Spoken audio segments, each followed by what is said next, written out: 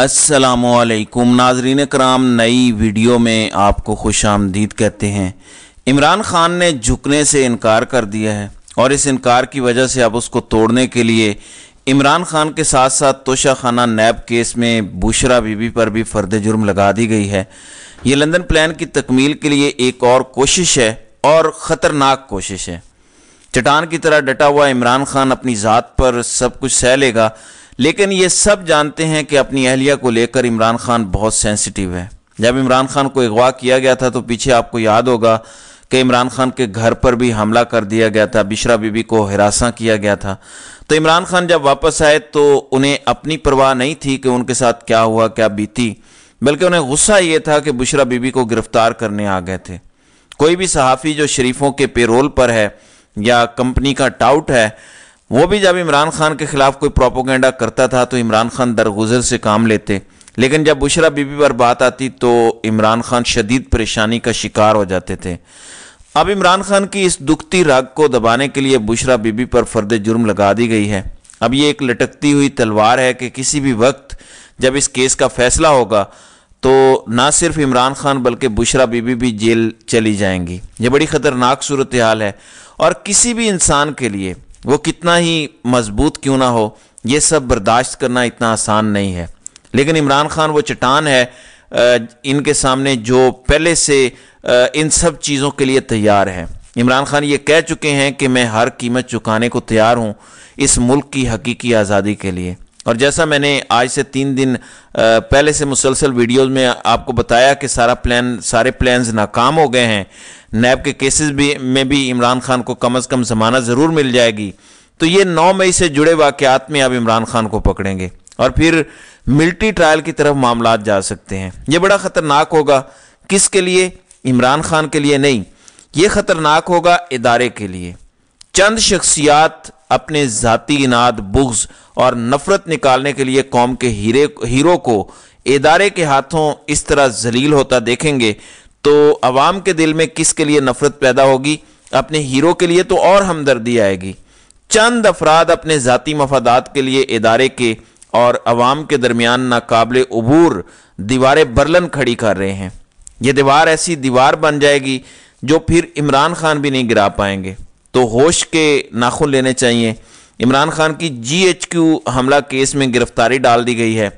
अब GHQ हमला कहते किसे हैं?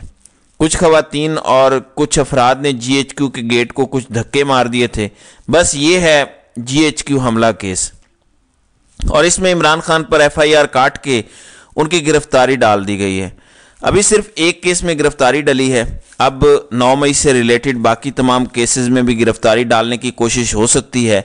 कानूनी तौर पर क्या पोजीशन है ये तो कोई कानूनी माहिर बेहतर बता सकता है, क्योंकि इमरान खान की ज़मानत काबिल गिरफ्तारी हुई है बहुत सारे केसेस में। लेकिन अब क्या पोजीशन होगी ये बेहतर कोई कानूनी माहिर बता सकता है। लेकिन इनकी नीयत यही लगती है कि ये एक के बाद एक केस में गिरफ्तार रखेंगे। मिलिट्री ट्रायल की तरफ मामलात जा सकते हैं क्योंकि काजी इधर मौजूद है और वो तहफ़्फ़ुज़ दे रहा है मिलिट्री कोर्ट्स को, जबकि दूसरी तरफ तोशाखाना नैब का केस और अलकादिर ट्रस्ट केस, इसको भी आगे बढ़ाया जाएगा। और अगर इलेक्शन अभी डिले करवाने में ये कामयाब हो जाते हैं, जो कि अब कोशिश लग रही है इनकी, तो फिर जब भी आगे इलेक्शन होने हैं उससे पहले इमरान खान को 3-4 मज़ीद केसेस में सज़ा दे दी जाएगी ताकि इमरान खान का बाहर आना तकरीबन नामुमकिन हो जाए, जो मर्जी इलेक्शन का नतीजा आ जाए। क्योंकि इतनी ज़्यादा अदालतों को, इतने केसेस को मैनेज करना भी इतना आसान नहीं रह जाएगा। नाज़रीन इकराम, उस्मान डार के भाई उमर डार को अदालत पेश कर दिया गया है। अभी तक की जो इत्तलाआत हैं जो ग्राउंड से आ रही हैं, अदालत में उन्होंने बताया है कि उन्हें बदतरीन तशद्दुद का निशाना बनाया गया है। जितना अरसा उन्हें गायब रखा गया है, कैफ़े अलांतो से उन्हें अगवा किया गया था। उनकी वालदा और उमर डार की बेटी खुल के इस पर बयानात भी देती रही हैं, बात भी करती रही हैं। और अब उमर डार अदालत आ गए हैं और बदतरीन तशद्दुद उन पर किया गया है। अब देखते हैं कि अदालत उनको किस तरह ट्रीट करती है। अदालत क्या जिस्मानी रिमांड देगी, क्या होगा, यह भी फैसला आएगा तो पता चलेगा। लेकिन ये मैं यकीन से कह सकता हूँ कि किसी जज में हिम्मत नहीं है कि पूछ सके कि तशद्दुद किसने किया था, या जिसने किया था उसको बुला के हम सज़ा देंगे। ये पाकिस्तान की किसी अदालत में हिम्मत नहीं है और ये अलमिया है मेरे पाकिस्तान का।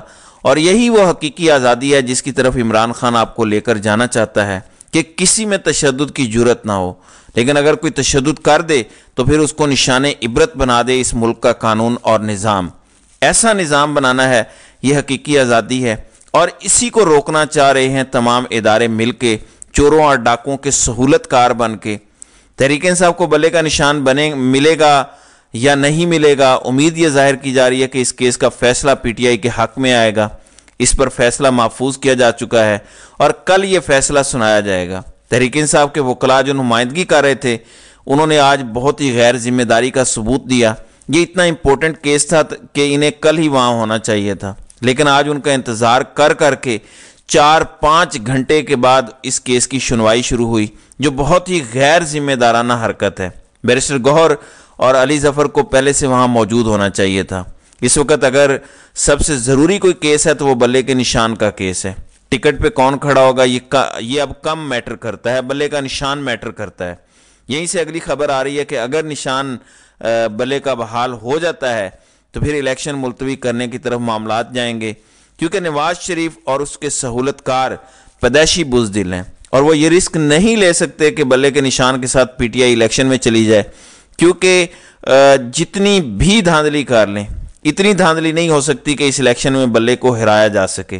یہ ناممکنات میں سے ہے۔ جتنے لوگ بھی 30 40 سال سے الیکشن کور کر رہے ہیں، جو صحافی ہیں پرانے، وہ بھی یہ بات کہتے ہیں۔ جو بیوروکریٹس ہیں جو اب ریٹائر ہو چکے ہیں، ان کی بھی باتوں سے یہی تاثر ملتا ہے کہ جو مقبولیت اب پی ٹی آئی کی ہے یا بلے کے نشان کی ہے، جو عمران خان کی مقبولیت ہے، نشان تو اصل عمران خان ہی ہے، ایسے میں جو مرضی کر لیں اتنی دھاندلی ہو ہی نہیں سکتی الیکشن ڈے والے دن۔ اس لیے پری پول اتنے بڑے لیول پر دھاندلی کرنی پڑی تھی، الیکشن سے بھاگنے کی وجہ ہے۔ اتنے برے حالات میں نواز شریف کے اس کے اپنے حلقے میں جعلی سروس کروانے پڑ رہے ہیں، لوگوں کو پلانٹ کر کے ان سے سوالات کیے جا رہے ہیں اور جواب لیے جا رہے ہیں۔ چراغ لے کے ڈھونڈتے ہیں تو کوئی ایک نون لیگی سڑکوں پر ملتا ہے، اس لیے پہلے سے بلا کر کچھ لوگوں کو 4-5 یا 10 لوگوں کا ہجوم بنا کے اس سے سوالات کیے جا رہے ہیں۔ ایک پلانٹیڈ پروگرام کا انکشاف ہوا ہے، یہ ذرا سنیں۔ السلام علیکم۔ میں دیکھو جی انٹرویو لے رہے نے تے نون لیگ دے بندے کھڑے ہو کے نا آ کے سانو دستے پے نے کہ تسی نہ کہنا کہ اسی نون لیگ دے ہگے ہیں، نون لیگ دے۔ خدا دی قسم میں جینمن گل کر رہے ہیں، اللہ پاک دی قسم ہے۔ انٹرویو دوا رہے نے تے بندے نو کہہ کے نا کہ اسی نون لیگ دے ہیں۔ اے حال ہے اس ملک دا۔ تے او جڑی میڈم ہے نا وہ طے کر کے آئی ہے، وہ نال میں تانوں دی شکل وہانا۔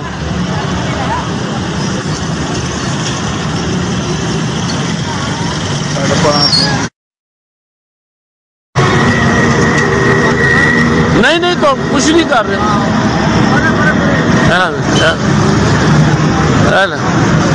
سارا طے پروگرام ہے۔